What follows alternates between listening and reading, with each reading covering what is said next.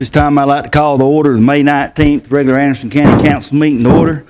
This time I'd like to ask Ms. Sidney Wilson, she'd lead us in invocation, pledge of allegiance. Will all rise, please? May we pray?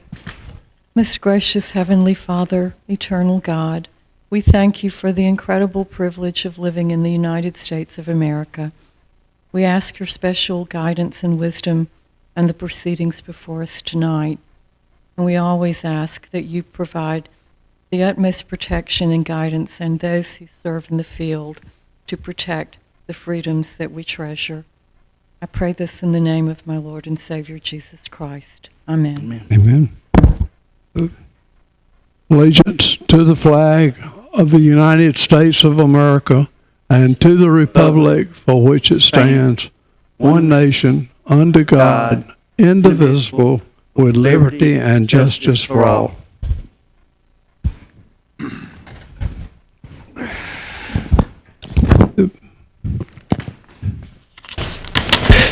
This time, do we have any changes or corrections to be made to the May 5th, 2015 meeting? Oh, Ms. Wilson? yep. Would please make sure we all speak into our mics and down. The only one that I noted was page 36 on line 7 at said the new building instead of in the new building. That's all I have. Thank you. Anyone else? Crowder? Thank you, Chairman. On page 31, line 27, please insert the word in the blank, citizens. Page 51, line 28, change the word percent to mill, like a tax mill. Thank you, sir. Thank you. Anyone else? Have a motion to move the dot with those changes? Mr. Crowder makes the motion. Ms. Wilson seconds it. All in favor of the motion, show hands. All opposed, like sign, all abstentions. So the motion carries with Mr. Waters, Mr. Allen, Ms. Floyd, Mr. Cole, and Mr. Crowder, and Ms. Wilson in favor. Mr. Dunn abstains. I wasn't here the last meeting. I don't think it'd be right for me voting on something that I wasn't here taking part in. Good point.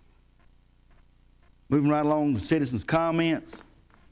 Attorney will call your name. As Mr. Harmon calls your name, please step forward. State your name, district. This is first, you got 3 minutes. First part of public comments is on agenda items only. Please state what agenda items you'll be talking about. Mr. Harmon? Mr. Chairman, there are no citizens signed up to speak on agenda matters. Thank you, sir. Moving on to item number 5, concerns, comments regarding the fiscal year budget 15-16. Ms. Floyd. I am going to withdraw most of my comments on this budget since it's a possibility. We have been told that we might be having a budget workshop on Thursday night. Thursday afternoon. Thursday afternoon.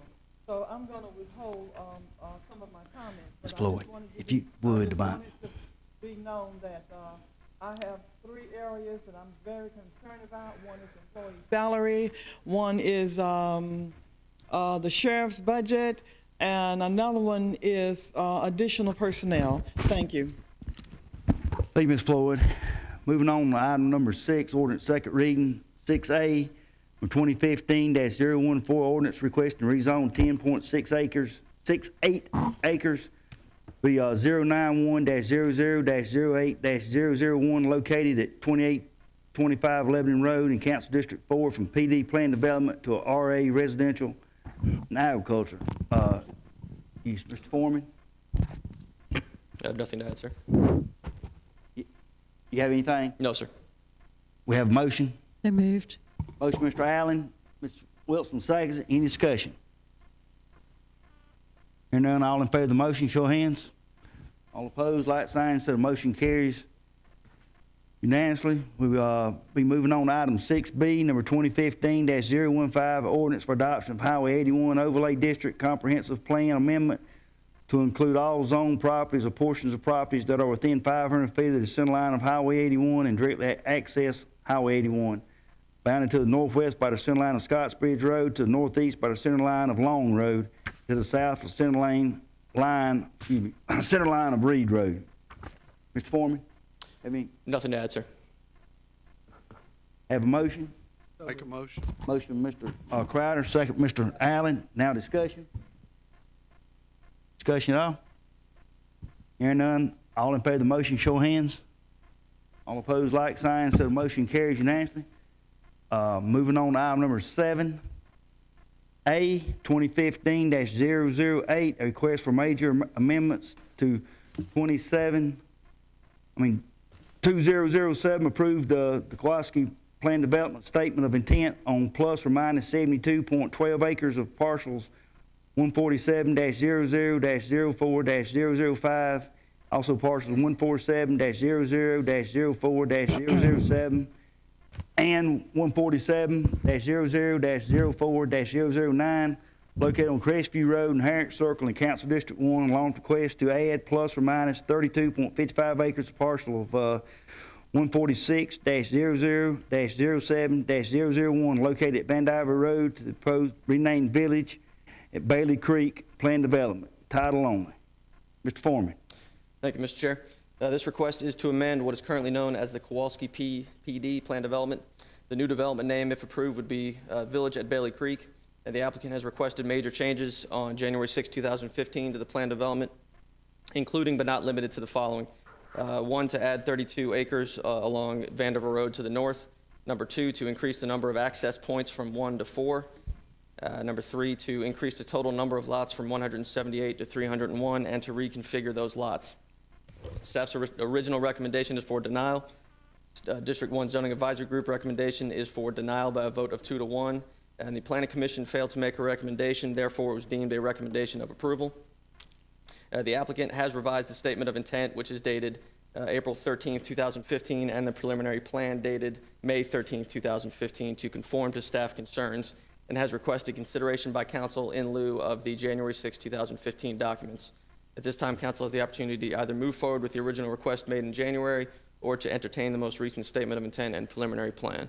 That concludes our staff report, and we'd be happy to answer any questions. Hey, Mr. Foreman, before we get into that, this will be a public hearing. Anyone wish to speak for or against this, we'll go into public hearing, and then you can, we'll take questions and whatnot from you. So this time, we've been in a public hearing. Anyone wishing to speak to this matter, please step forward, address the council and matters on this rezoning request, please. State your name and district. Ladies and gentlemen of the council, my name is Mike Settle, and I'm a proud citizen of this community, and one of Mr. Crowder's my representative. And I'm happy to ask that you guys please consider give favorable consideration to this request. The developer that we're bringing to the table to develop this piece of property is going to bring approximately $75 million development to this area. That's $75 million into the hands of people in Anderson County. We're also going to create more than 100 jobs over the next 4 years developing this piece of property. When we first looked at this piece of property and considered it for development, we found out that there was an existing plan development already on this. A developer had done a plan development several years ago, maybe in 2005, 2004, 2007, somewhere in that ballpark. And he was going to put approximately 177 homes. Put your slides there for me, Mike. He was going to put approximately 177 homes, and they were all going to have one point of ingress and egress. And we looked at this plan, and we thought, okay, we can make improvements. And we immediately went down and talked to Bill West at the time.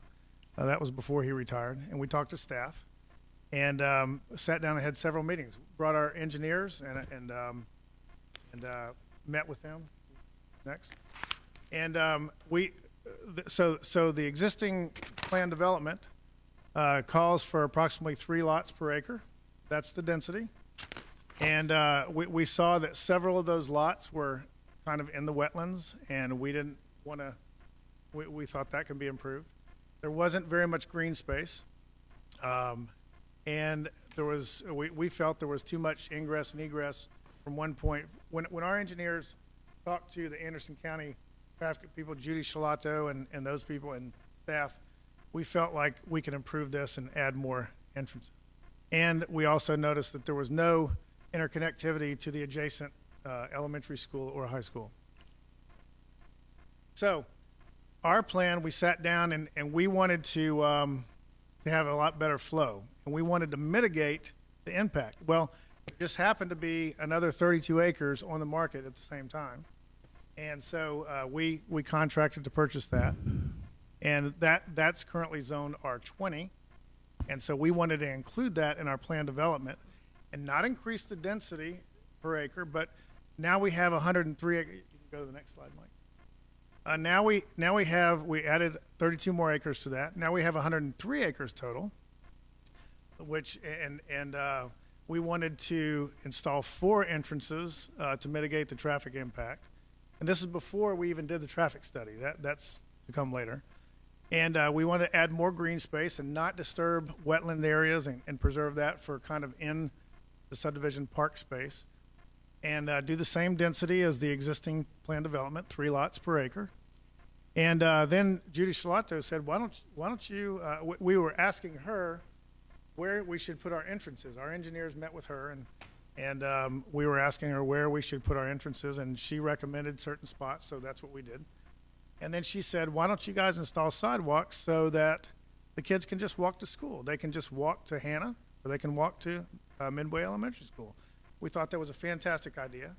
We looked around, and not very many subdivisions in Anderson have sidewalks. Some of the nicer subdivisions don't have sidewalks. Anderson City has some, but anyway, so we thought that would be a great idea. And we want to connect those to the adjacent schools. So we talked to the school district and asked them if they would be willing to let us connect to their property, and they said, yeah, you pay for it, you can do it. So, so this is what we came up with. Initially, we didn't have, you'll see on this particular slide, there's 3 different sections of this development. There's a red section, a yellow section, a purple section. And originally, the purple section was not connected to the yellow section. And after some input from Mr. Crowder and some other people, we decided we're going to go ahead and do that. The problem there was crossing that creek. It's a Corps of Engineers creek, and to cross that creek was going to, we were told was going to take us approximately 2 years to get permits, and we wanted to go ahead. We wanted to phase this thing anyway. Anderson can't absorb 300 houses all at one time, and so we wanted to phase this anyway. So we thought we could do it separately, but Mr. Crowder had a great idea, so we interconnected those things. Staff wanted them interconnected as well, so we did that, and so now we have good traffic flow within the subdivision and give people lots of options to get out of the subdivision. Next slide, please. Staff had a, when we first brought this thing to the Citizens Advisory Council, or I'm not sure what it's called, but the Citizens Advisory Group and then the Planning Commission, we had commissioned the traffic study. And I'm not sure where the people were out of, North Carolina or Atlanta or somewhere, and they had not completed the traffic study. And I found out later why. That this thing is like 178 pages thick or something like that, 140 something pages thick. And so we were still waiting for that to come back in, and it hadn't come back in yet. And staff said, well, you can go forward. We had delayed and delayed and delayed. We started this process back in the fall, back in September, October. And we had a lot of meetings and stuff, and so this has been percolating, and we're getting to where we want to start developing this thing and move forward. And you know, we still have to rezone and we have to do all this stuff, but the traffic study wasn't back yet, and so staff said, listen, we can't make a full recommendation on this thing without that traffic study. But if you think you'll get it by the time this is over with, before it gets to council, you know, maybe that'll be helpful to you. So they recommended denial, and let's see, you can read right there what the staff report says, but scroll down to the next page if you don't mind. It says they recommended that a complete traffic study is recommended by staff And it's the staff's opinion that a complete interconnectivity is fundamental to this plan development, and the lack of vehicular connectivity from the east to the west in this proposal is not in line with that core principle. So we fixed that. In the time since that initial recommendation, we've fixed that concern that staff had. Next slide. So then we started going and talking to the different council people that we felt would be key to either support us or, work against us or whatever for this project.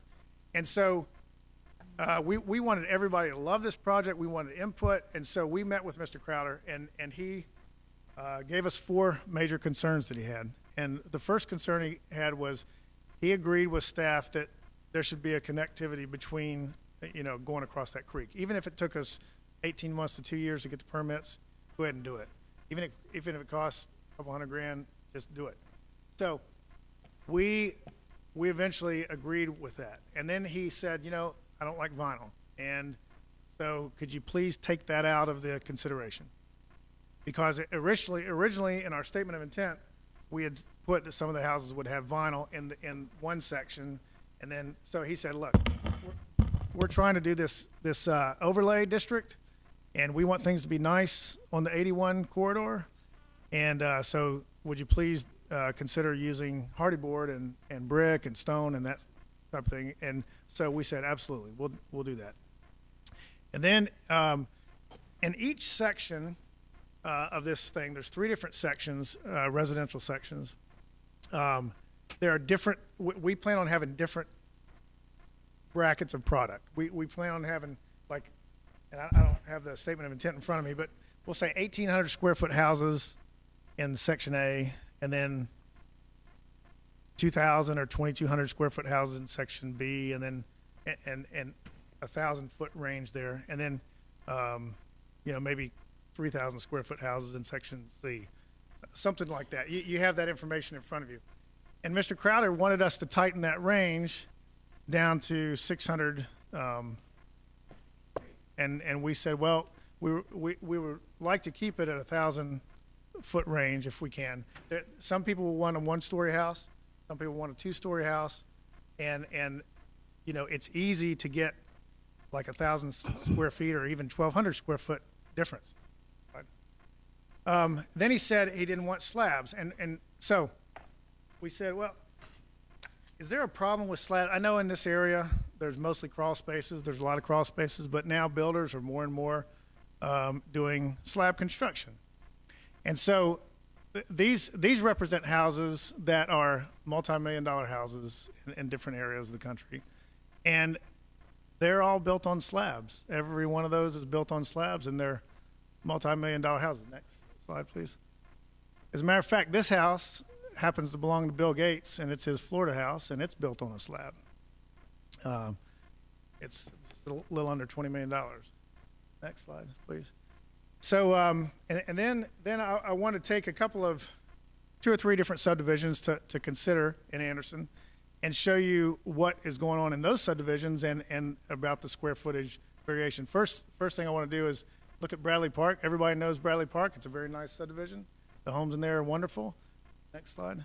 But if you look at 128 Bradley Park, it's a 1,767 square foot house. And there's nothing wrong with that. It's a wonderful house. Next slide. And then right near that same house is another house at 124 Bradley Park that's 3,928 square feet. That's a difference of 2,161 square feet. That's a kind of a big range, but it doesn't diminish from the value of any of the other homes in that subdivision. Next slide. And then I wanted to look at the homes in Horseshoe Bend. Go ahead, next. There's a house at 124 Steeplechase, which is 2,837 square feet. Next slide. And then near there's another house, 150 Steeplechase, and it's 5,692 square feet. And that's a difference of about 2,800 square feet. Next. And then I'll just tell you about my subdivision. I live in a little 2,600 square foot house somewhere in there. And right next door to me they're building a 7,000-foot house. I mean, that's a huge difference. I was there first, and it doesn't bother them to build that house there. And so, anyway, I want to respect Mr. Crowder, and I think that his idea of tightening that range is a good thing to do, and so that's what we did. But I want to say that it doesn't really hurt the adjacent homes to have more than 1,000 square foot variation. I mean, you could have 1,200, you could have 2,200, you could have 2,800 square foot difference, and it doesn't really hurt the homes in that subdivision. The other thing I want to point out is that in the upstate, more and more houses are being built on slab, and they look pretty good. This is an example. Next slide. This is an example of a 2-story house that's built on slab. Next. This is another example of a house that's built on slab. Next. And this is a house that's built on slab, and there's next. And then this is another 2-story house that's built on slab. And these houses that I've just shown you are built by production builders. They have brick, they have hardy board, they have stone, they have metal on the roofs, on some of the porches and things like that. So they can be very nice homes built by production builders. Next.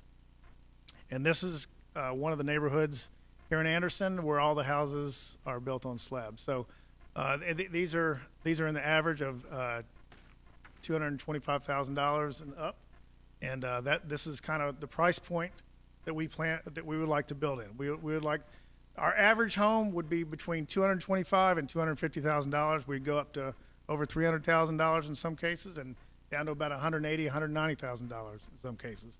But they would be nice homes, and they would be well apportioned and well planned out, and it wouldn't look like little toy soldiers. It wouldn't look like everybody's the same kind of house and style. There would be a lot of variety architecturally and things like that. Next.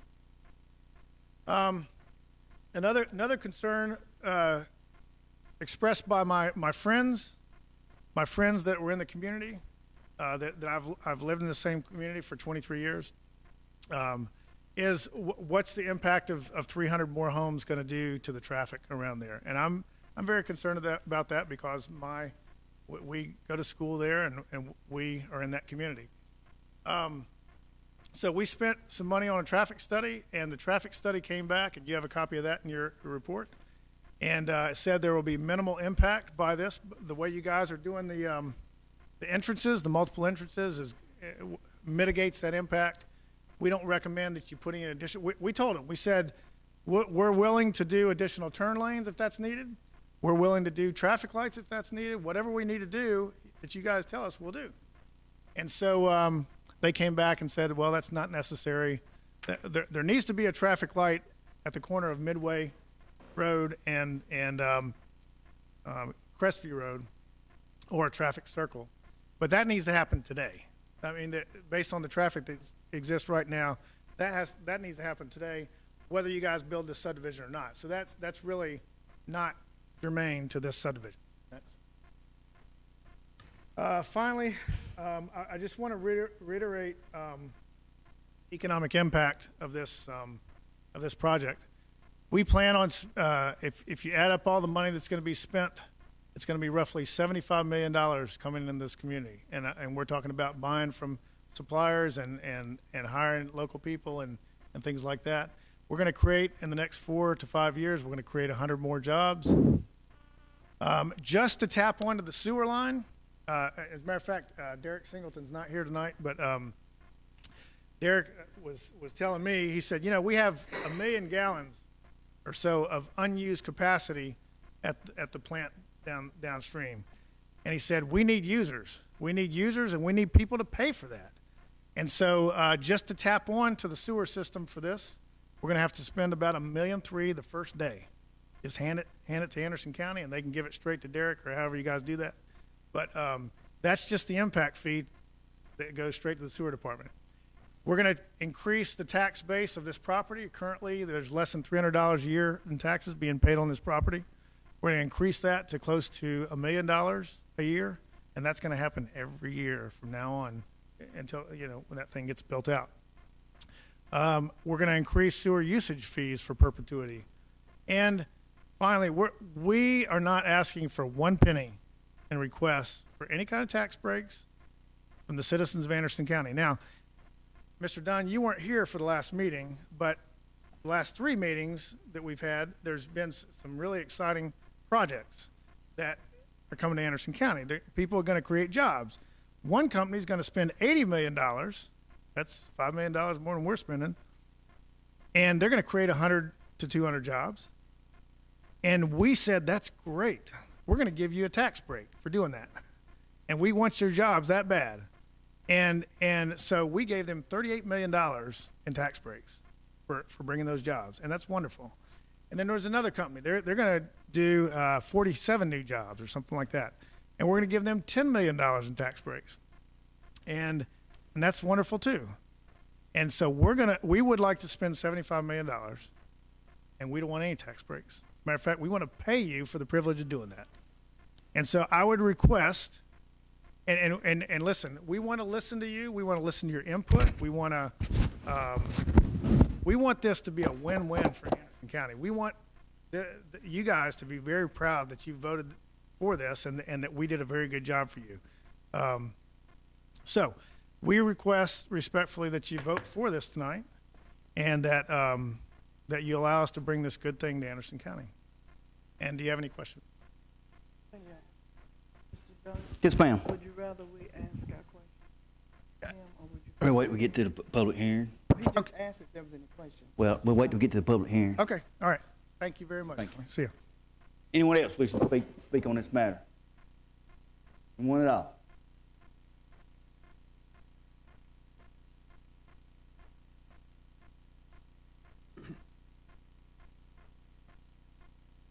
I'm Larry Kowalski. I live across from Midway Elementary, and that's where I grew up. My parents were there. Spent many good years growing up there, and from there I went on to the Citadel, majored in pre-med. My dad was going to send me on to medical school. I wanted to go ahead and get my military obligation out of the way.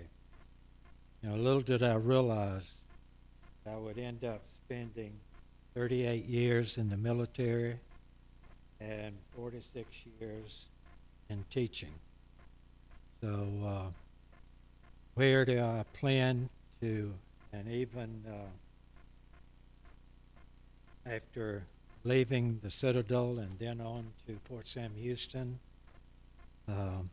when I got my master's degree and PhD, Clemson and University of Georgia. What am I planning on doing? I'm going to do volunteer work at Midway Elementary. First thing I want to... Okay. The first major project I want to put in at Midway is the butterfly garden, because of the butterflies are being eliminated, and so I want to put one in, and just to show you sort of what I've got, quite a bit of materials on the monarch butterfly. It's being eliminated, and I want to try to save it. So this is, again, my project for Midway Elementary, that I want to have these kids get involved in the monarch. My belief in teaching has always been to get the kids away from a school and out into the field. I can still hear some of the parents at Midway when I announced that I was taking third graders to Riverbank Zoo in Columbia. And when I said we're going to spend the night in Riverbank Zoo. And can you imagine families with third graders thinking they're going to sleep out? And they are still doing that even after many, many years. And as far as two-year students in the junior level. I took them to Riverbank Zoo, Columbia, and then seniors I took to the beach.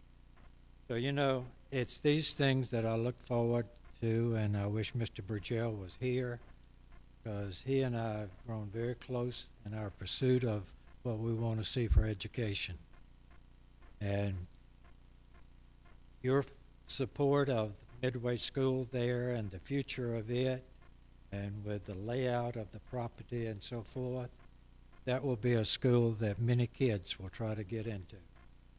Do you have any questions of myself? Not this time. Appreciate it. Okay, thank you.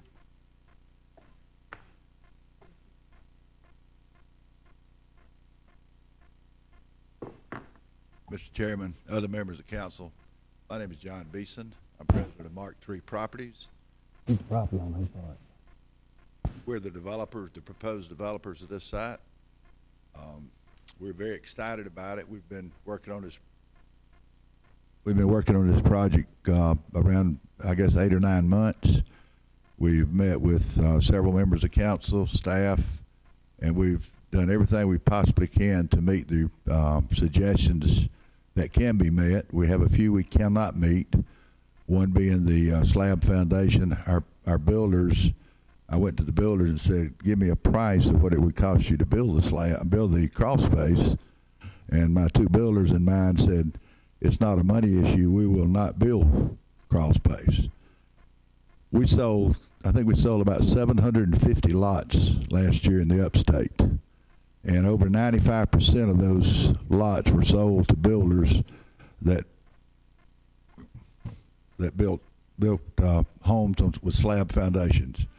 The prices range from $140,000 to $550,000. So we have quite a bit of experience in our builders building on the slab foundations.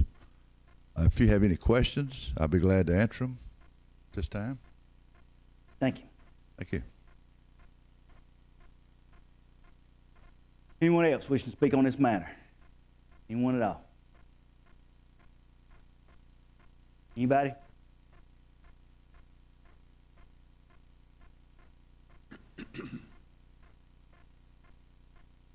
Hanswire, District 1, Northridge Drive.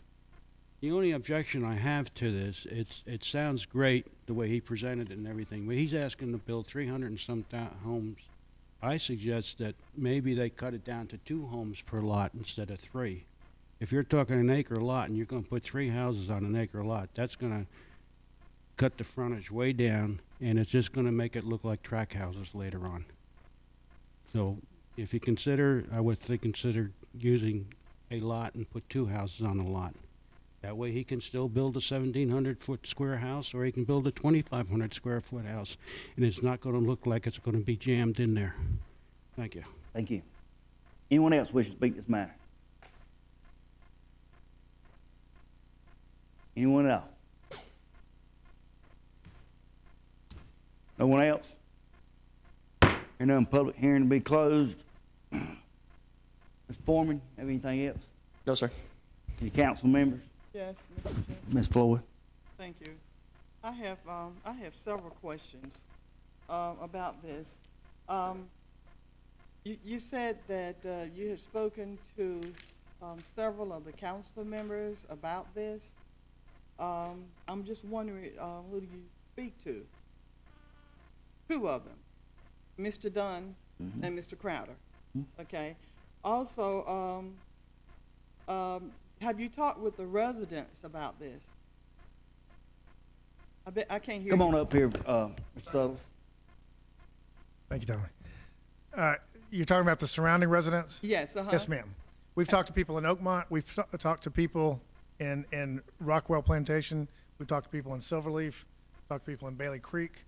We've talked to the neighbors that live on Crestview Road, and we've heard all their concerns. And we've tried to incorporate the people, especially on Crestview Road, were very concerned about having one entrance that 177 houses, the way it's currently configured, But you empty. improved that, right? Yes, ma'am. They were thrilled that we were going to improve that. Okay, so there's nobody here that's against this.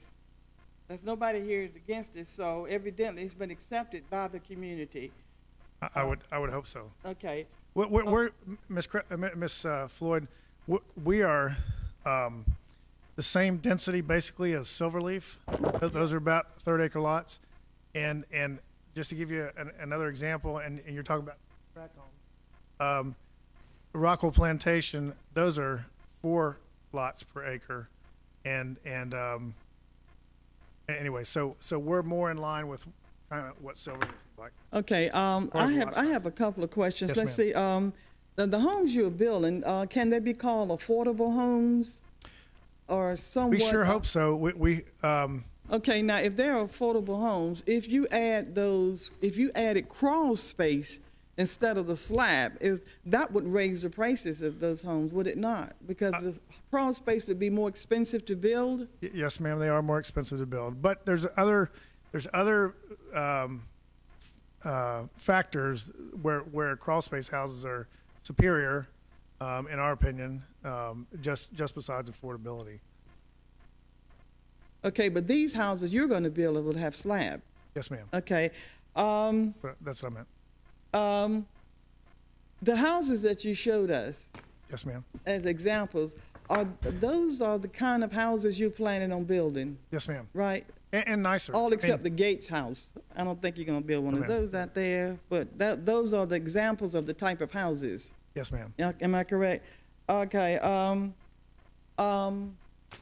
You named some other neighborhoods that had slab buildings on it as well that's doing pretty good. What is the last building project that has gone up on Highway 81? The last one that I know of is right there off of right near GBS Lumber when you take a left on is that Kathy Road? Yeah, Kathy Road. Uh-huh. Down there on the right, there's a subdivision down there. That's the latest one I've seen. Do they have slab homes down there? Ma'am. They have slabs home too. Yeah. Okay. A couple of months ago, we had a housing development here that was supposed to have been built, but all of a sudden, it was voted down. Is this that same property, Mr.? No, ma'am. No, ma'am. Okay, wait a minute. I'm They sorry. said that it had a mud problem or something. I have no idea. Okay, Mr. Burns, is this the same type property? No, ma'am, this is not that project where they had the mud problems, entirely different project. Okay, all right, good, thank you. I want to see, because you said at the beginning that this was a tract of land that was there already, and what you did was you came in and you improved.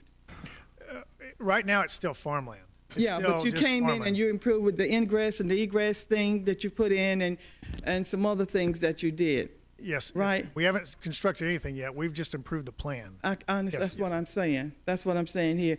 The last time we voted something down up in that area, it was voted down just like that. And nobody could tell me why they voted against it. Right. Have you talked to any other the councilors up here, the council people up here, other than the chair and? I've talked briefly to Ms. Wilson, but not in detail. And no, ma'am, I haven't talked to the other council members.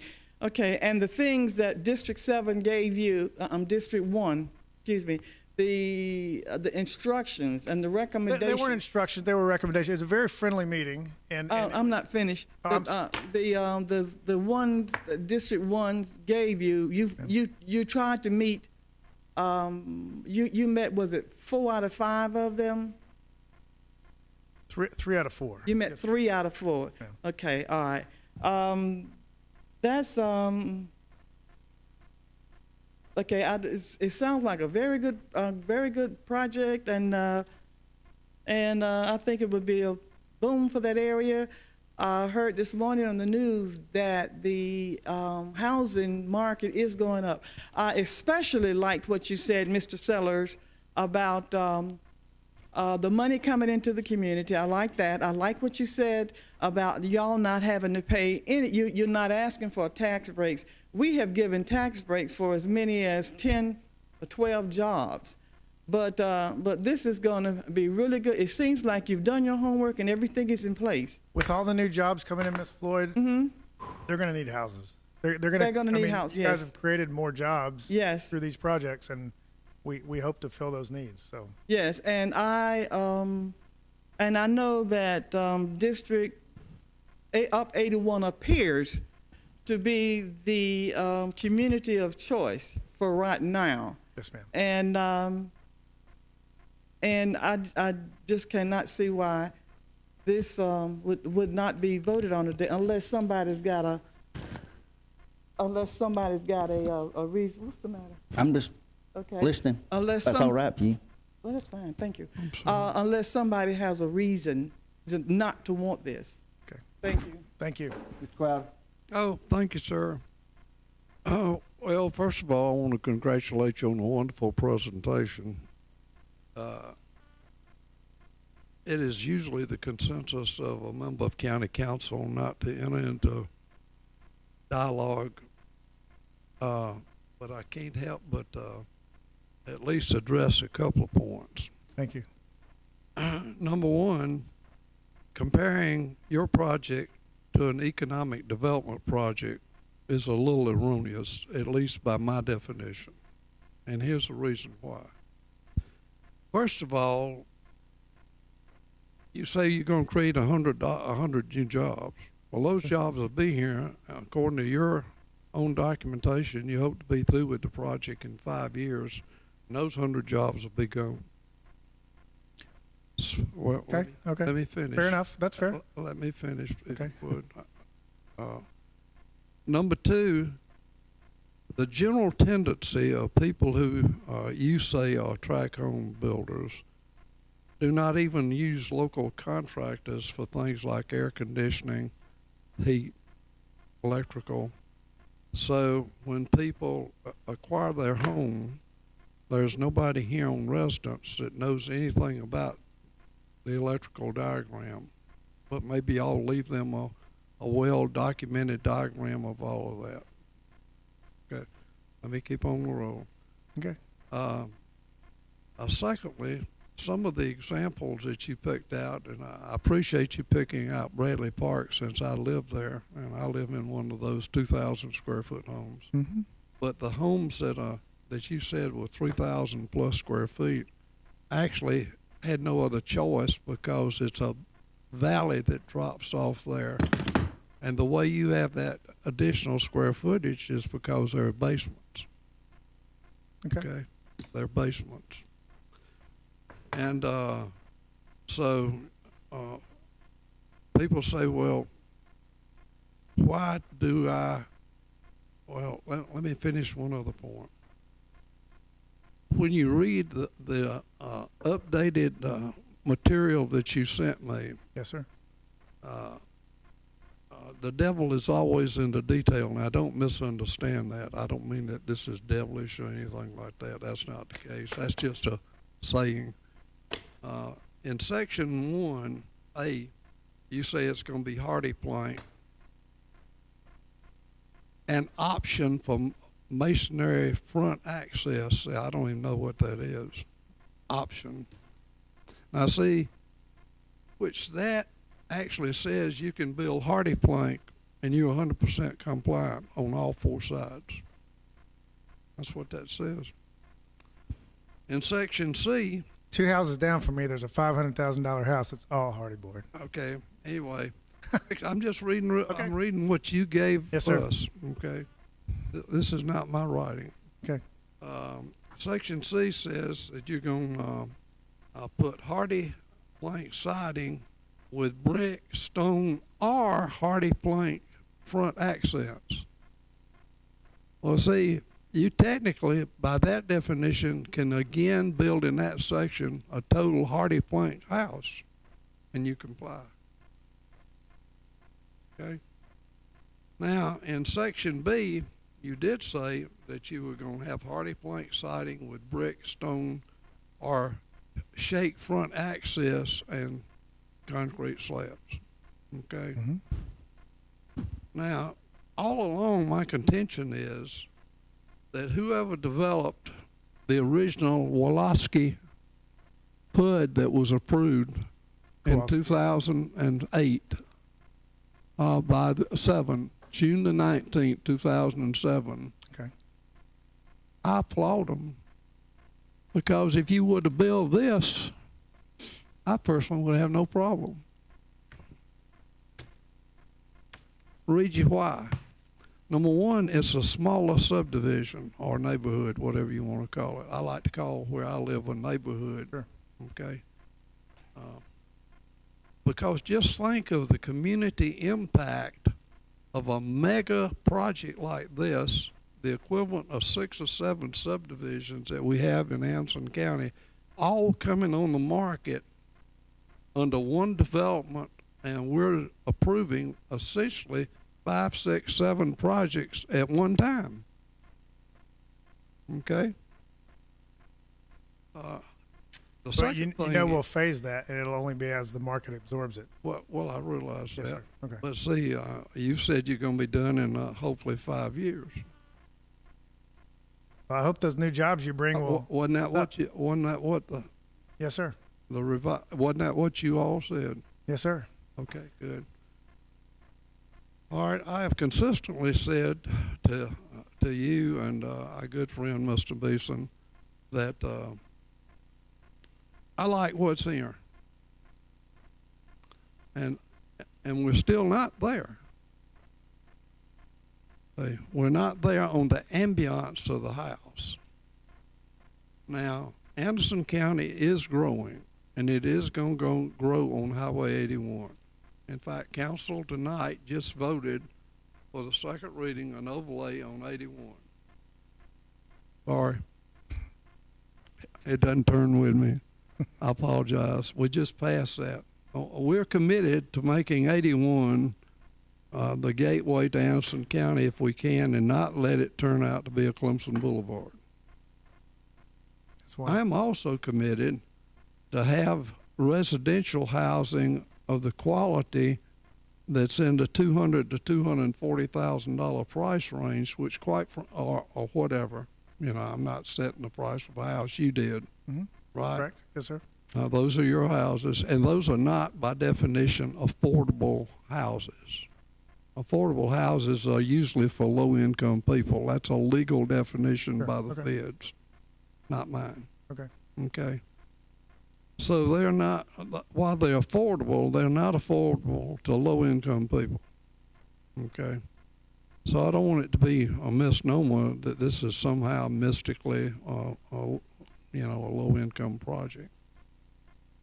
I applaud this subdivision, and I like.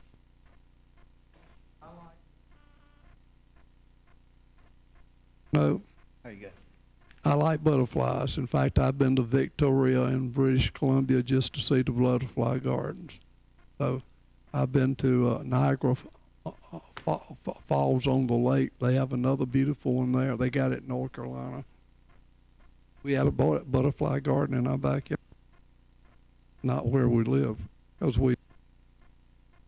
So what I'm saying is, if you were to want to start building, you basically could start building tomorrow, because you've already got an approved PD document. Do you really want to put 177 houses in one entrance? Pardon? Do you really want to put 177? No. We would like for you to definitely have more egress and ingress out of the thing. Not by that document. Yeah, well, let's say from Okay. the fact that, see, the original intent of this document was to take property that was either R20, R15, or R12 and try to get it down to where the average lot size was .041 per acre. Okay. That's right off the approved PUD. Okay. It's not my figure. Right. Okay. Well, you all have gone in there and shrunk that size. Another thing that I'm worried about is exactly what one of my colleagues up here talked about. We have a subdivision, on this side of the town that in major water rainfalls had horrendous flooding problems. And because they had such small lot sizes and the distance between the houses, they could not get bulldozers or earth movers in to correct the problem in the back of the house, and the backyards were flooding. By the way, that's either east or west cobblestone or whatever it's called out here on Calhoun. You know, they couldn't get correction of that. And so consequently, you know, I applaud people wanting to build this kind of development where it's got some commercial space in it, where it wants to have a wide variety of homes in each section, defining a different size home and a different style home. Yes, sir. But I don't want them all to be hardy plank. They won't be. Well, 2 of the sections says you can. It's your writing. I didn't write it. I just read it. So, you know, based on that, I'm going to recommend that we deny approval of this project. Put that form of motion. I'll make that in the form of the motion. We have a second. Second, Ms. Wilson. Now discussion. Any more discussion? Ms. Wilson?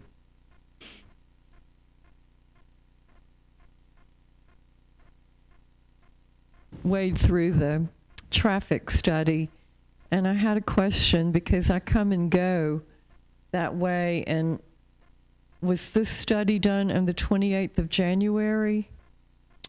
Is that what I'm reading here? I'm not sure what dates. It was done over a several week period from my understanding. Well, I never saw traffic tapes, and I pay acute attention to such as that. And I don't recall seeing people out there. I had 2 meetings that day, one in the morning and one in the afternoon, and came and went, but I never saw anything. I looked at the date where it says the peak hours and the method for determining peak hour, et cetera. And the date was Wednesday, January 28th, and I don't recall seeing any engineer type people or anybody out there, and I don't recall seeing tapes down to count. And that is a very difficult area during peak hours because of the proximity to the schools and the traffic patterns there. And I was part of the council that had to consider what Mr. Crowder just read off to you, the PD that is currently in place there.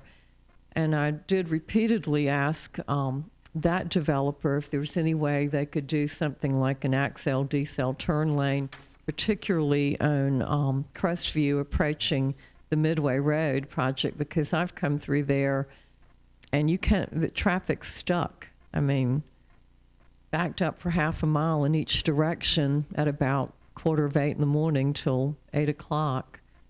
It's just a tough place. And of course, it's a beautiful area and we want it to grow, but it would be important to have traffic considerations as well as the quality considerations. Thank you. Are you saying they didn't do it? I'm just saying that I came through there and I didn't see anyone. And I would have noted, you know, if there'd been anyone out there counting traffic or if there'd been a tape.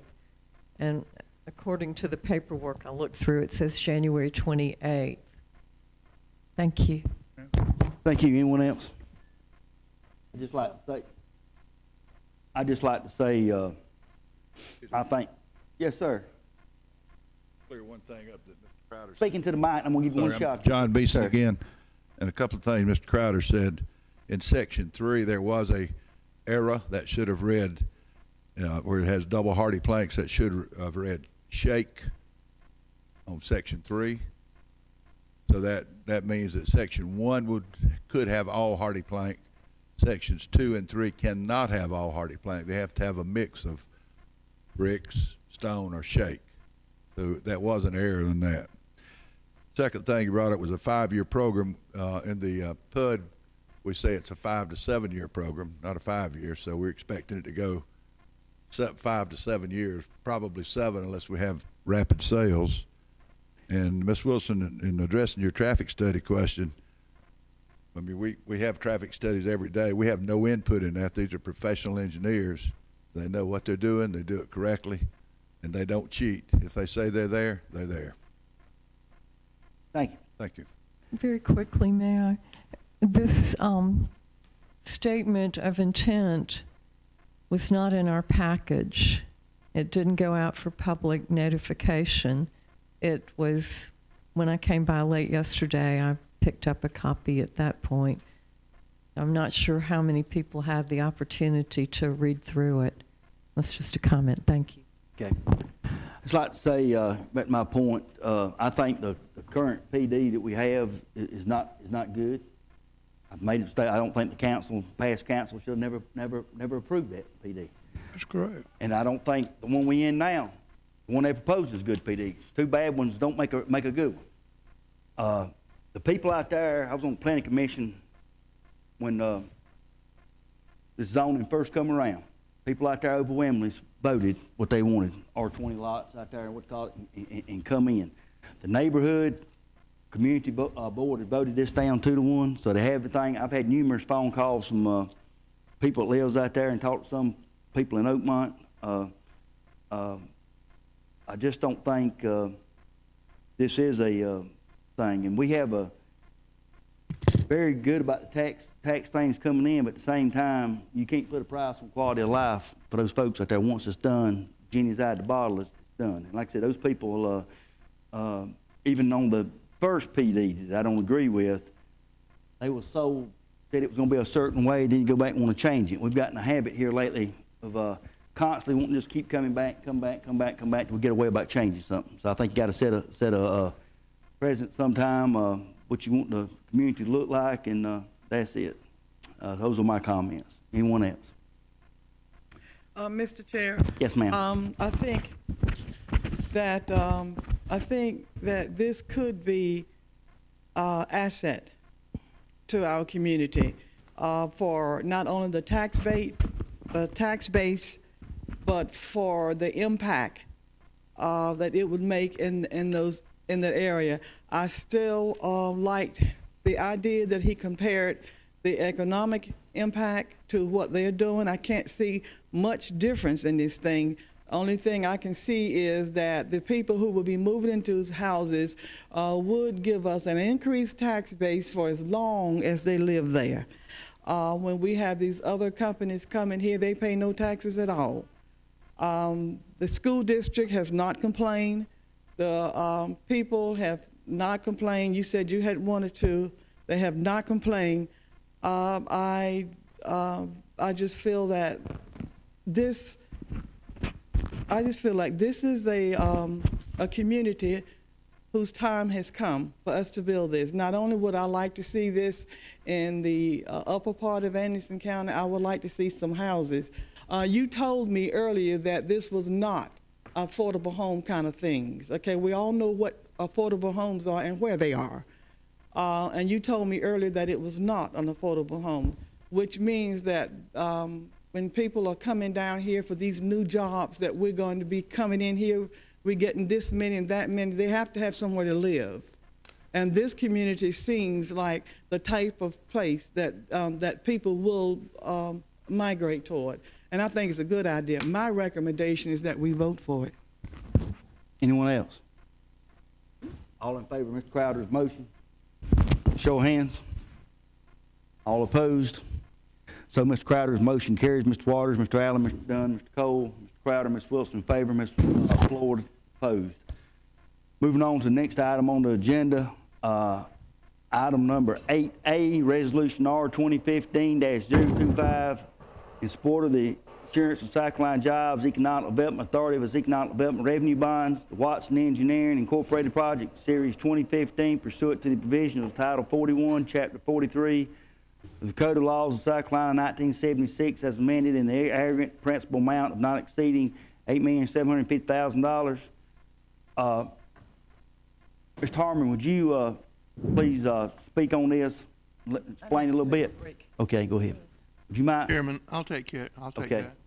Mr. Chairman, this is Watson Engineering. In 2012, the council did an agreement with Watson Engineering to allow them to create 85 jobs, which they've already created 78 of those jobs, and to invest up to $4,850,000. They've already reached $3 million of that goal. What they're wanting to do is build a new building because they're expanding. They want to add more jobs and more product. As you know, they make cabs for Caterpillar. They also supply the Ford Automotive Company, and they're growing and rapidly growing, and this is a loan from the Jobs and Economic Development Authority. The county has absolutely no fiduciary responsibility in this whatsoever. This is more along the lines of formality, as we've done for Anderson University and others. Thank you, Mr. Burns. At this time, this is a public hearing. Anyone wishing to speak to this, please step forward, state your name, district, address the chair. Keep matters on this right here. It's a public hearing. Anyone wishing at all speak to this matter? Anyone? The public hearing will be closed. Do we have a motion? Mr. Chairman, I make a motion that we accept this resolution. Mr. Waters makes the motion, Ms. Wilson second. Any discussion? All in favor of the motion, show of hands. All opposed, like sign. So the motion carries. Mr. Waters, Mr. Allen, Mr. Dunn, Cole, Mr. Crowder, Ms. Wilson in favor. Ms. Floyd stepped out of the room, asked to be excused. She need to take a break. Going into item number B, 8B, R 2015-029, a resolution to approve certain mutual aid agreements and/or others interjurisdictional agreements into by the Anderson County Sheriff's Office and other matters related thereto. Mr. Burns, Mr. Harmon, when y'all want to take this? Mr. Chairman, this is a resolution to approve certain mutual aid agreements that have already been entered into by the Sheriff's Department. They are attached here too. They involve an agreement with Clemson University for special events.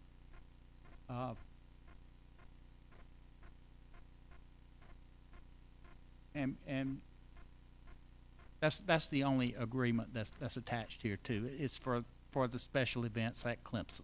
Thanks, sir. Anybody want to make a motion? So moved. Motion, Mr. Allen, to move this Second. forward. Second, Mr. Waters. Any discussion? May I real quick? Ms. Wilson? I was reading through this. Does that mean that their deputies come over here when they're requested and our deputies go to Clemson, or is it just the Clemson property in Anderson County? Should be a two-way street, but I'll let Mr. Harmon answer that.